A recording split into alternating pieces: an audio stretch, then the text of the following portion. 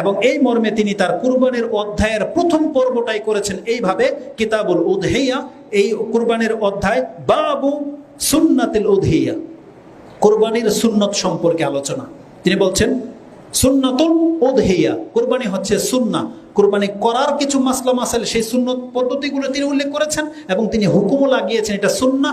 দলিল হিসাবে তিনি আব্দুল ইবনে ওমর রাদিয়াল্লাহু তাআলা আনহুমার উক্তিকে নকল করেছেন, ও কালা ইবনে ওমর হিয়া সুন্নাতুন ওয়া মা'রুফুন, এটা হচ্ছে সুন্নত এবং সুপ্রতিষ্ঠিত সুন্নত। এটা আব্দুল ইবনে ওমর রাদিয়াল্লাহু তাআলা আনহুর উক্তি, যেটা ইমাম বুখারী রাহিমাহুল্লাহ কোট করেছেন। তার মানে এরপর আর কোনো কথা থাকে না। এছাড়াও বেশ কিছু দলিল আছে যেটা দিয়ে প্রমাণ করা যাবে যেটা হচ্ছে সুন্নাহ। যেমন একটু আগে একটা হাদিস বলেছি, ইজা দাখালাল আশরু ওয়া আরাদা আইয়ুদাহিয়া, যখনই 10 দিনের চাঁদ উঠে যাবে বা জিলহজ মাস শুরু হয়ে যাবে, যেই ব্যক্তি কুরবানি করতে ইচ্ছুক, এই ইচ্ছুক শব্দটাই হচ্ছে আমাদের দলিল যে রাসূল সাল্লাল্লাহু আলাইহি ওয়াসাল্লাম বলছেন যে কুরবানি করতে চায়, তার মানে ফরজ হলে তো সবার উপরে ফরজ হয়ে যেত, কিন্তু এটা হচ্ছে ইচ্ছার দিন ছেড়ে দেওয়া হয়েছে। যে কুরবানি করতে ইচ্ছা করে তার চুল এবং নখ সে কাটবে না।